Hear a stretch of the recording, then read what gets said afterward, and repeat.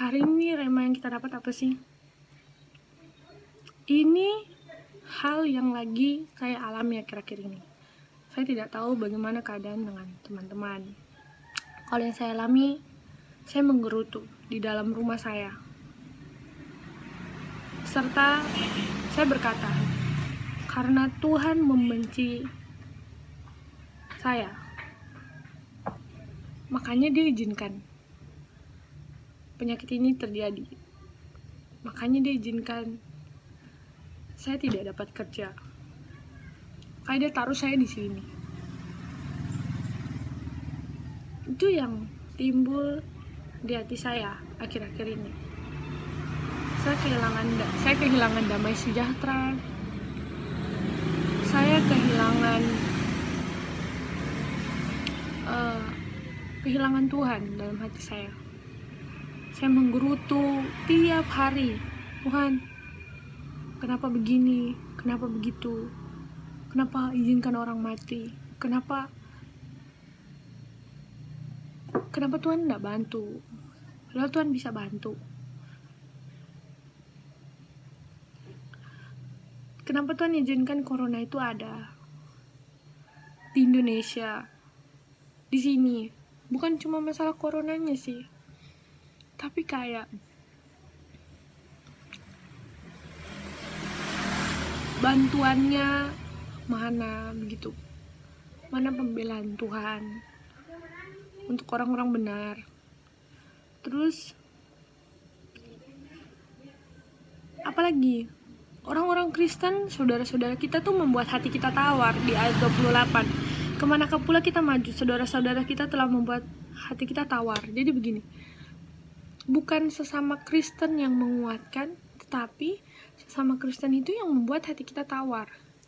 Bahkan orang-orang yang Kristen, sesama Kristen, tidak bergereja, bagi mereka itu lebih bersyukur gitu. Tidak masuk gereja lebih syukur. Dan ngapain mesti masuk gereja begitu? Terus curiga, mau lihat orang sedikit curiga, kaget dia corona, kaget dia begini, kaget dia begitu. Tidak ada damai sejahtera dalam hati. Lihat orang curiga, lihat orang takut.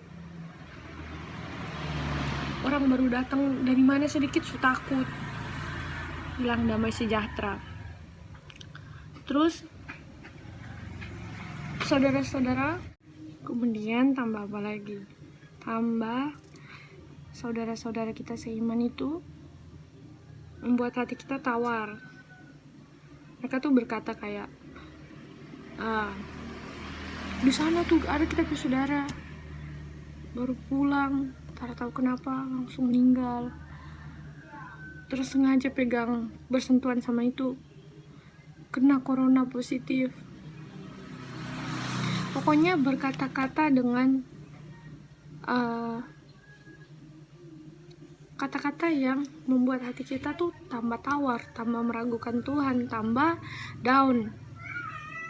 Bukannya bilang, iya, kita punya saudara sana ada yang meninggal karena corona, tapi kita percaya keluarganya itu orang itu pasti dijaga Tuhan. Bukan begitu berkatanya. Padahal harusnya sesama orang Kristen itu harusnya saling menguatkan, saling mendoakan. Kalau kalian lihat terjadi di sana, di situ. Saya sendiri membiasakan diri saya ketika saya buka FB, ketika saya buka Instagram, kalau saya melihat ada orang yang dari dulu, dari belum terjadi penyakit ini, kalau saya melihat ada orang kayak di foto kayak orang itu sakit, saya biarpun saya lagi di mikro, pun saya lagi di motor, lagi bukan bawa ya, saya tuh pastikan saya langsung tutup mata, langsung berdoa untuk orang itu. Arahkan tangan saya ke HP dan saya berdoa, Tuhan sembuhkan penyakitnya begini-begini. Kalau saya lihat ada orang miskin di video susah, sakit, lumpuh dan lain-lain, saya berusaha untuk saya langsung tutup mata dan berdoa. Dan sampai detik ini, kalau saya lihat ada saudara yang sakit, penyakit begitu banyak, kan sering diumumin bertambahnya virus ini, sembuh berapa, bertambah berapa, saya pastikan saya doakan gitu. dan kita harus jadi orang Kristen yang seperti itu. Terus ketika itu saya berkata, kata Musa, aku berkata, janganlah gemetar, janganlah takut kepada mereka. Tuhan Allahmu yang berjalan di depanmu, Dialah yang akan berperang untukmu sama seperti yang dilakukannya bagimu di Mesir, di depan matamu. Saya tekankan sekali lagi, jangan gemetar, jangan takut kepada virus itu. Tuhan Allahmu yang berjalan di depanmu, Dialah yang akan berperang untukmu sama seperti yang dilakukannya bagimu di depan matamu. Begini ya, jangan hanya gara-gara ini posisi Tuhan di hatinya kita, posisi Allah itu di hatinya kita tuh berubah. Maksud saya gini,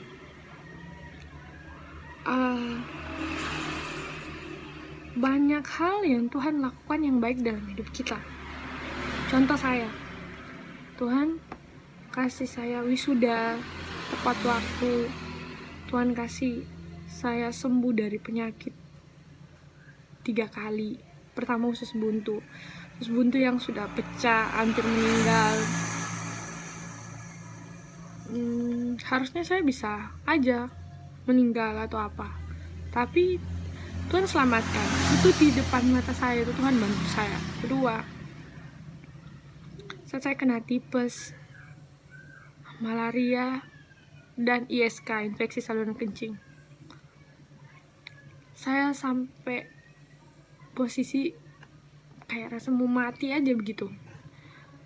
Dan detik itu juga Tuhan tolong saya. Tuhan kirimkan teman-teman yang baik yang bantu saya. Tuhan kirimkan mama yang jaga. Ketiga, terakhir, saya sakit mah sampai buang air di tempat tidur. Saya itu sebenarnya penyakit itu tidak apa-apa, cuman karena tidak ada yang tolong di kos sendiri, jadi tambah parah begitu. Dan detik itu juga Tuhan tolong.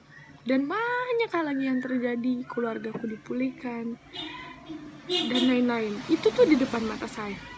Dan kenapa saya harus ragukan Tuhan jaga saya begitu? Kenapa posisi corona hari ini merubah hati saya untuk percaya yang sesuatu yang saya udah lihat tiap hari, kalau Tuhan tuh jaga saya. Tiap saya buka mata, bangun pagi, saya lihat Tuhan tuh jaga saya. Kenapa saya harus takut kalau Dia nggak akan jaga saya? Bahkan di sini Musa bilang, jangan gemetar, jangan takut kepada mereka. Tuhan Allahmu yang berjalan di depanmu, Dialah yang akan berperang untukmu sama seperti yang dilakukannya bagimu di Mesir, di depan matamu. Dia tuh udah berjalan di depanmu. Tuhan tuh berjalan di depanmu, sama seperti masalah-masalah yang kamu sudah lalui sebelum-sebelumnya. Kenapa kita takut? Kenapa kita harus tidak percaya Tuhan gitu? Kenapa kita harus kehilangan damai sejahtera? Sekalipun detik ini pun saya bilang, saya merasa kemarin-kemarin saya kehilangan damai sejahtera. Nah,